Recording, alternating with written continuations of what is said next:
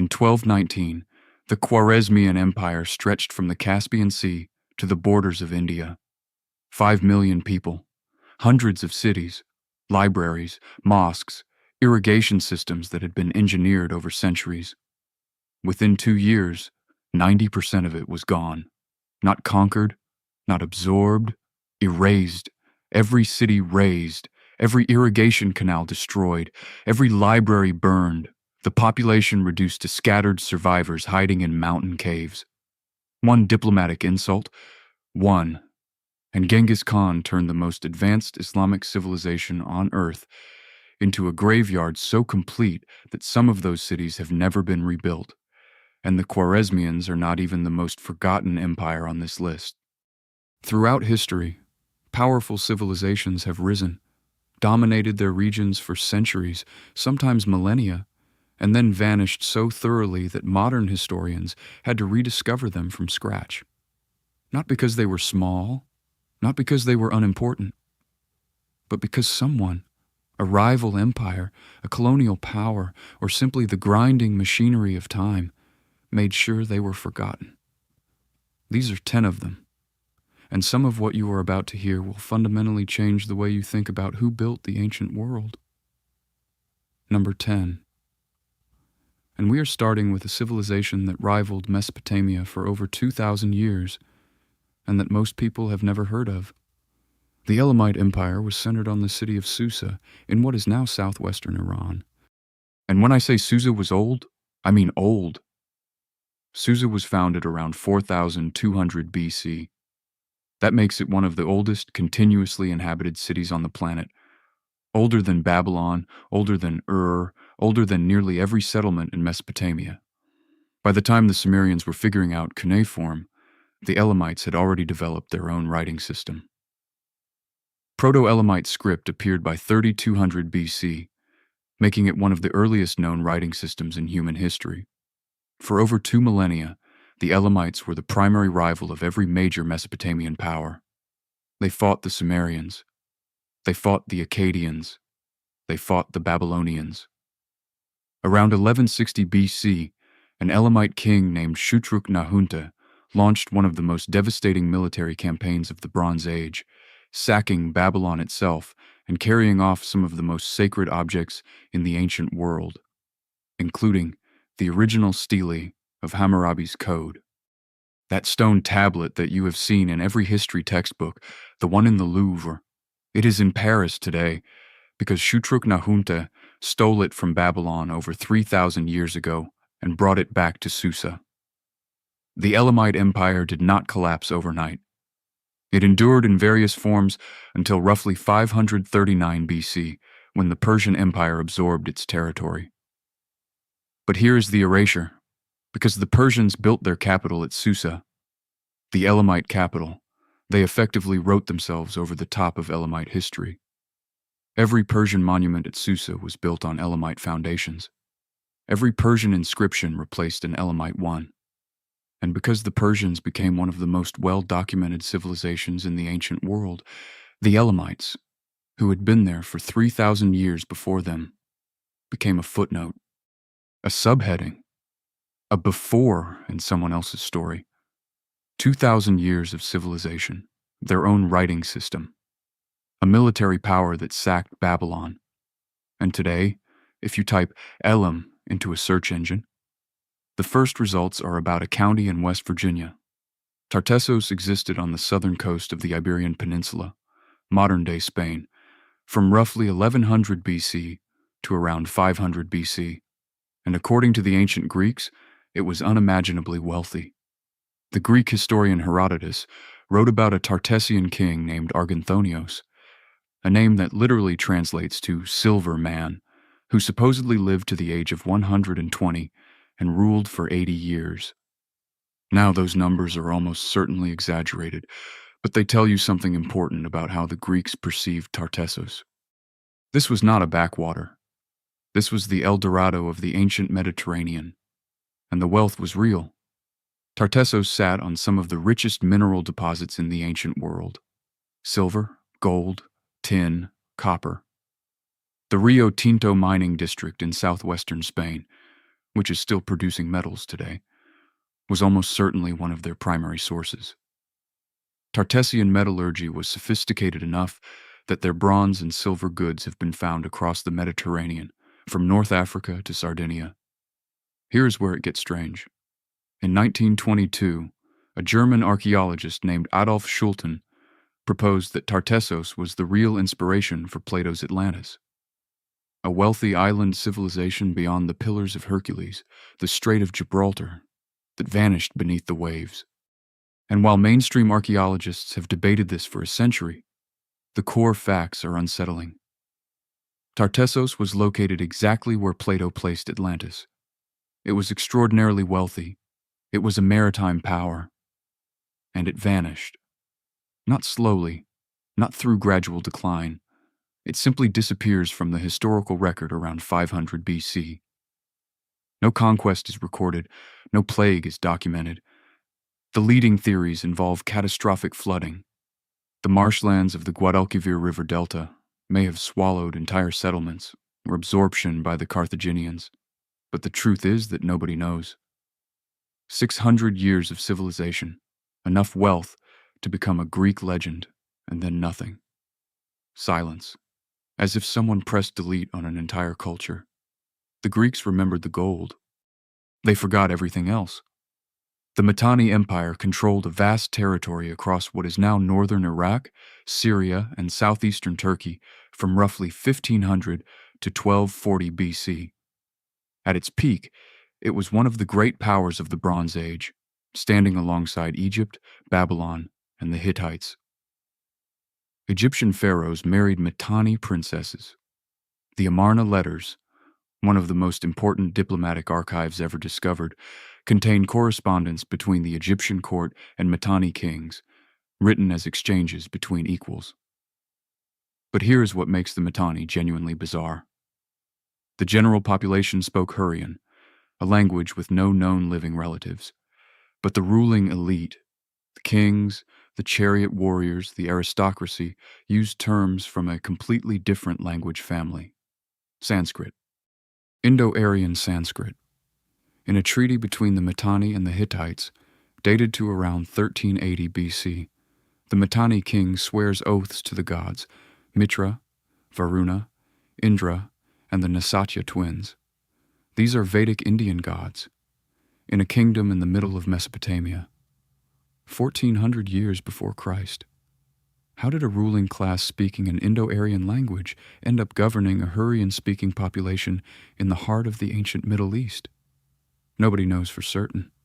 The leading theory involves a migration of Indo-Aryan chariot warriors who established themselves as a ruling aristocracy over the existing Hurrian population.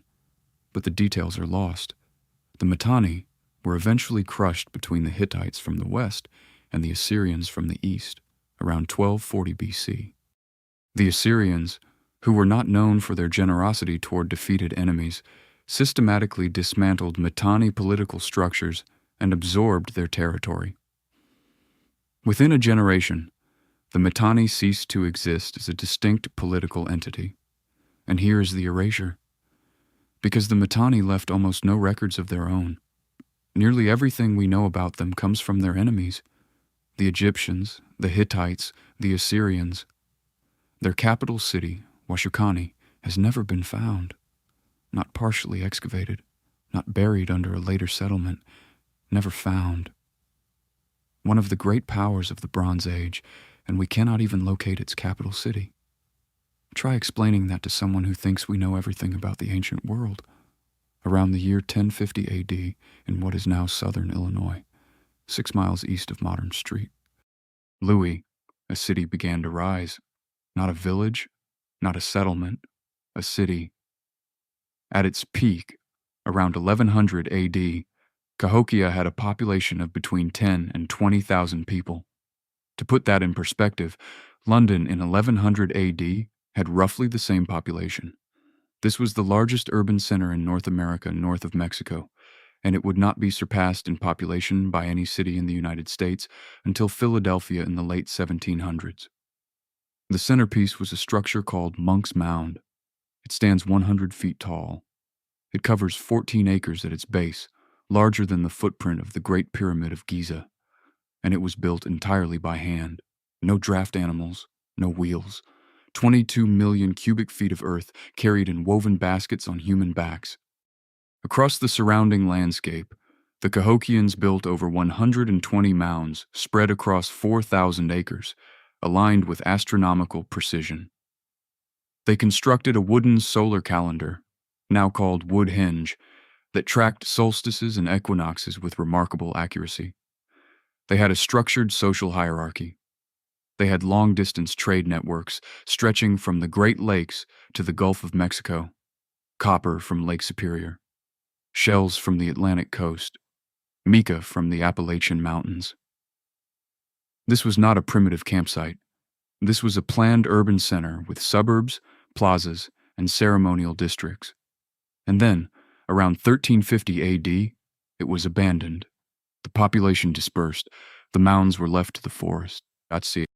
And when European settlers arrived centuries later, they looked at the massive earthworks, structures that had clearly required the coordinated labor of thousands of people over decades, and concluded that they must have been built by a lost race of white settlers, or perhaps by the Vikings, or by refugees from Atlantis, anyone except the indigenous people who were still living in the region.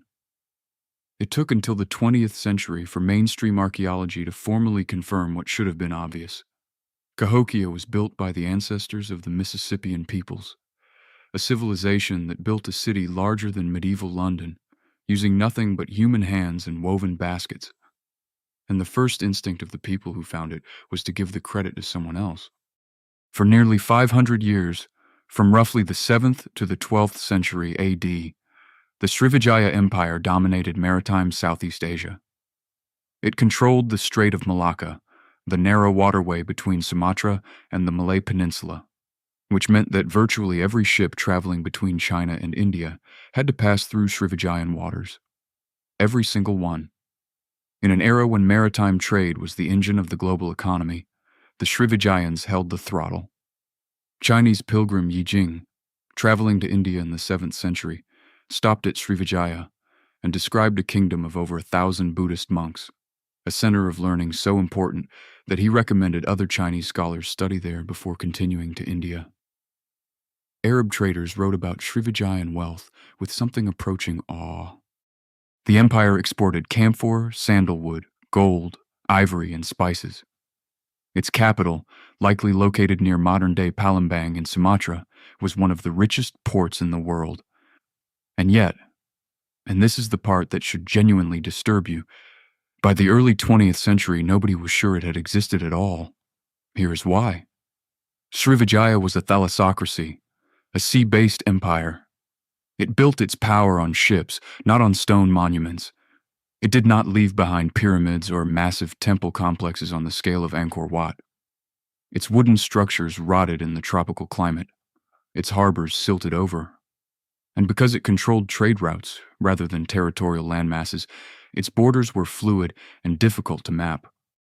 It was not until 1918 that a French scholar named Georges Codes synthesized scattered inscriptions, Chinese records, and Arab accounts to prove that Srivijaya had been a real, unified political entity.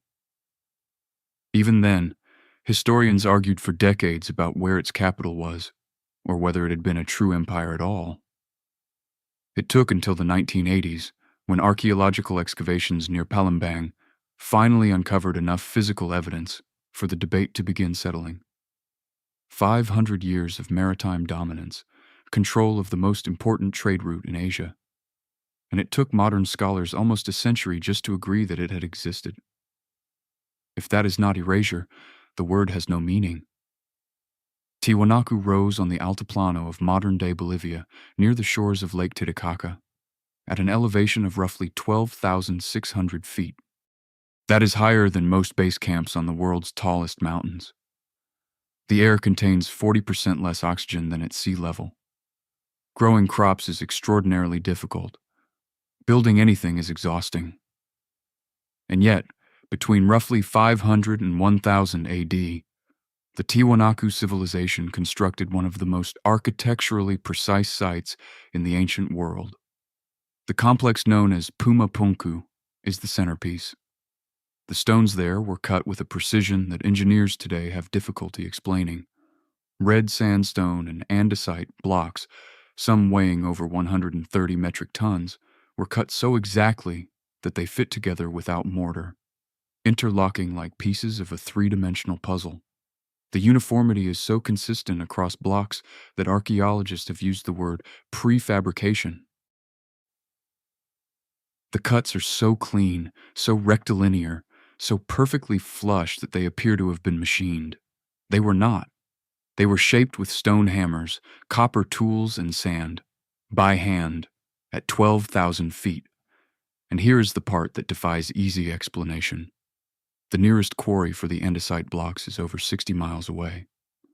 The largest single stone at Pumapunku weighs 131 metric tons. And somehow it was transported across the Altiplano without wheels, without draft animals, and without metal tools strong enough to lift it. Then, around 1000 AD, the Tiwanaku civilization collapsed. The leading theory is extended drought.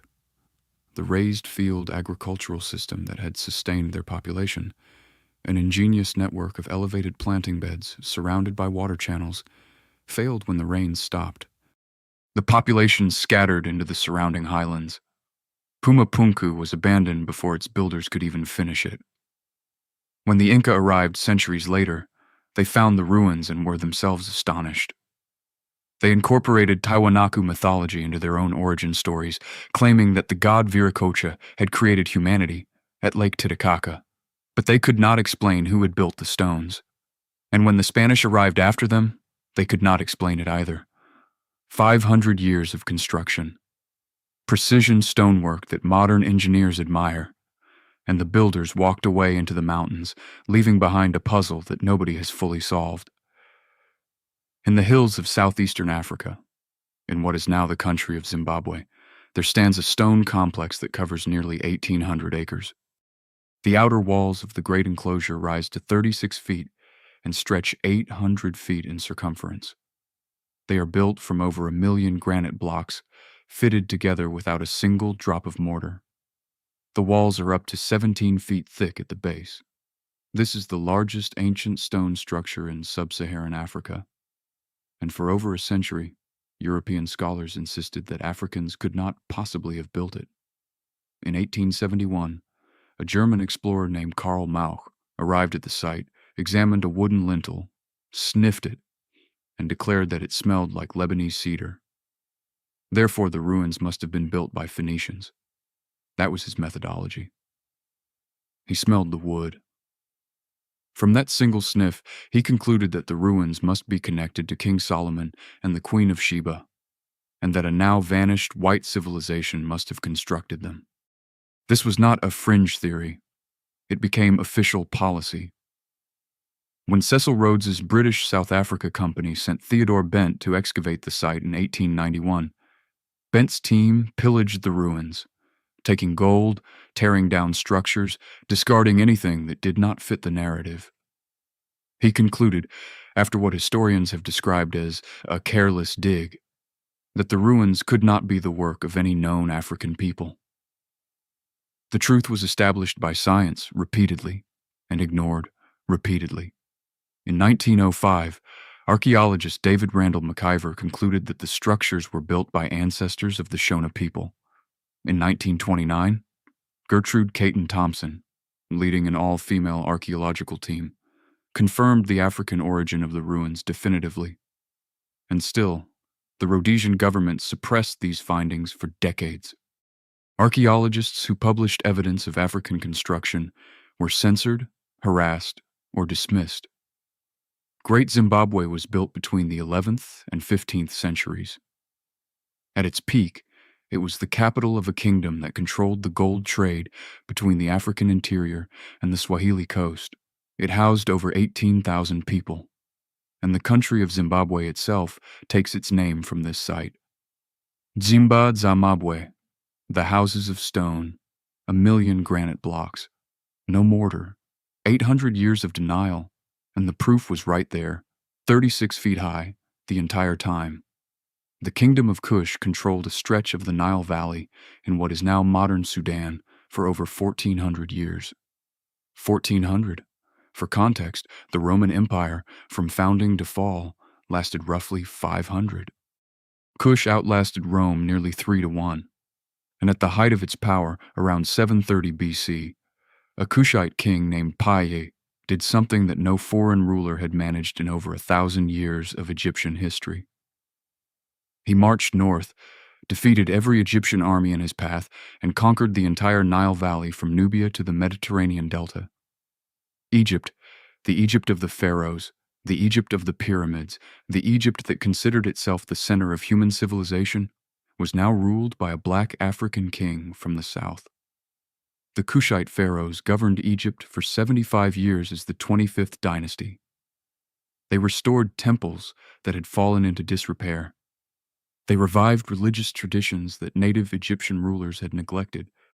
And when Paye died, he was buried inside a pyramid, the first pharaoh to receive a pyramid burial in over 500 years. Here is the part that most people never hear. Sudan has more pyramids than Egypt, not by a small margin. Sudan contains approximately 255 pyramids compared to Egypt's 138, nearly twice as many, and the vast majority of them were built by the Kingdom of Kush. So what happened? Why does almost no one know this? Because Egypt erased them. After the Assyrians drove the Kushite pharaohs out of Egypt in 656 BC, a later Egyptian ruler named Psammetichus II ordered a campaign of what historians call damnatio memoriae, condemnation of memory. Kushite names were chiseled off temple walls. Royal cartouches were scraped clean. Statues were defaced or destroyed. In the great temples of Karnak and Luxor, temples that the Kushite pharaohs themselves had restored, every inscription bearing a Kushite name was systematically removed. And it worked. For over 2,000 years, the Kingdom of Kush existed as little more than a footnote in Egyptian history. The barbarians from the south, when they were mentioned at all. It was not until modern archaeology reached the deserts of Sudan in the 19th and 20th centuries that the scale of what had been erased became clear. An empire that had ruled the longest continuous stretch of territory in the ancient Nile Valley. An empire that had developed its own written language, the Meroitic script, which to this day has never been fully deciphered. An empire that mastered iron smelting centuries before most of Europe, turning the city of Meroe into what archaeologists now call the Birmingham of Africa. 1,400 years of civilization, 255 pyramids, a dynasty that ruled Egypt itself, and someone with a chisel and a grudge nearly made all of it disappear. The Khwarezmian Empire, at its peak around 1218 AD, was the most powerful Islamic state in the world. It stretched from the Caspian Sea to the Persian Gulf to the borders of India. Its capital, Urgench, was one of the largest and most sophisticated cities on earth. Bukhara was a center of Islamic scholarship. Samarkand was a jewel of architecture and trade. The empire controlled the eastern terminus of the Silk Road, making it fabulously wealthy. Population estimates range around 5 million people, enormous for the medieval period. And then a trade caravan arrived from the east. In 1218, Genghis Khan sent a diplomatic and trade mission of around 450 merchants to the Khwarezmian border city of Otrar. The governor of Otrar, acting either on his own paranoia or on orders from the Shah, accused the merchants of being spies, seized their goods, and executed them. Genghis Khan sent diplomats to demand justice. The Shah executed the lead diplomat and sent the others back with their beards burned off. What followed was the most complete destruction of a civilization in recorded history. Genghis Khan mobilized an army estimated between 90,000 and 200,000 soldiers. By 1219, they had crossed into Khwarezmian territory. City after city fell. Bukhara, Samarkand, Balkh, Merv, Urgench. The Mongols did not merely conquer these cities, they dismantled them. Irrigation canals that had sustained agriculture for centuries were deliberately destroyed. Libraries were burned. Populations were massacred or scattered. The agricultural infrastructure of Central Asia, systems that had been engineered over generations, was so thoroughly ruined that some historians argue the region never fully recovered. The Shah himself, Muhammad II, fled across his own empire as the Mongols pursued him. He died on a small island in the Caspian Sea, alone, stripped of everything. His son, Jalal ad-Din, fought a guerrilla resistance for another decade before being killed in 1231.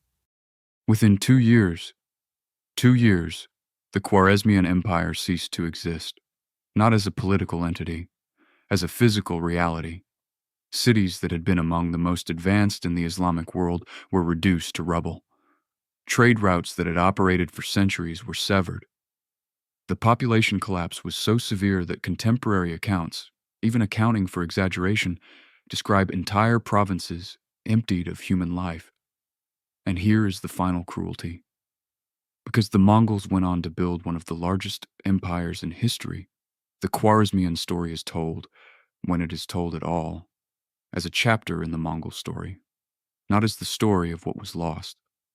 The civilization that was destroyed became a footnote in the biography of its destroyer.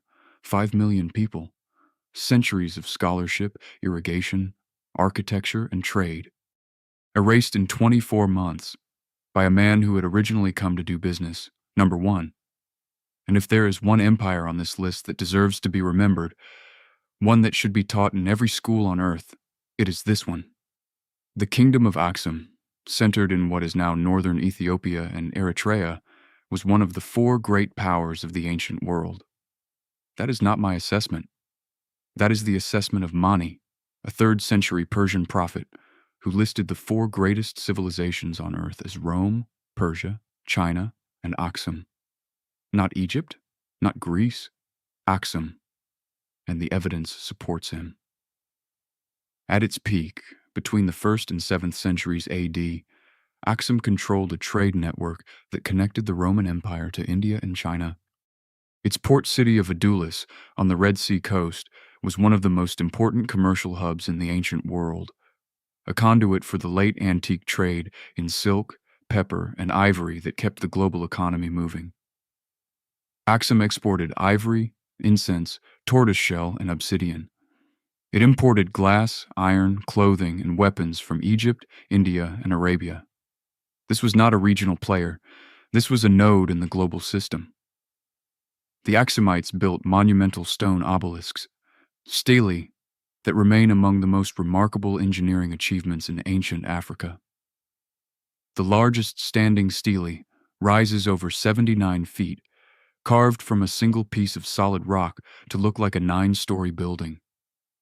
The largest stele ever attempted, roughly 108 feet long, lies where it fell, possibly during erection. If it had stood, it would have been the tallest monolithic structure ever erected by human beings in the ancient world. In the 4th century, around 340 AD, King Ezana of Aksum converted to Christianity, making Aksum only the 2nd nation in history, after Armenia, to adopt Christianity as its state religion. Aksum minted its own coinage, one of only 4 ancient African civilizations known to have done so. The coins bore Christian crosses, Greek inscriptions, and the names of kings. They have been found as far away as India and Sri Lanka. So how was this forgotten? The rise of Islam in the 7th century gradually cut Aksum off from its Red Sea trade routes. The port of Adulis was attacked and destroyed. The agricultural heartland suffered from overfarming and environmental degradation. The population retreated inland, into the Ethiopian highlands, and the empire contracted over several centuries until it faded from international consciousness entirely. But here is what makes Aksum the number 1 entry on this list. It was not erased by a conqueror. It was not denied by colonial prejudice. It was erased by geography and time. The trade routes shifted. The ports silted over. The world moved on. And one of the 4 greatest civilizations of the ancient world, a civilization that Rome itself treated as an equal, simply slipped out of the story. Not because it was unimportant, but because the people telling the story stopped looking in its direction. Civilization listed alongside Rome, Persia, and China. Obelisks carved from single blocks of stone that would challenge modern engineers. A trade network spanning 3 continents, and today, most people cannot place it on a map. That is not forgetting. That is a failure of memory on a civilizational scale. 10 empires, thousands of years of combined history.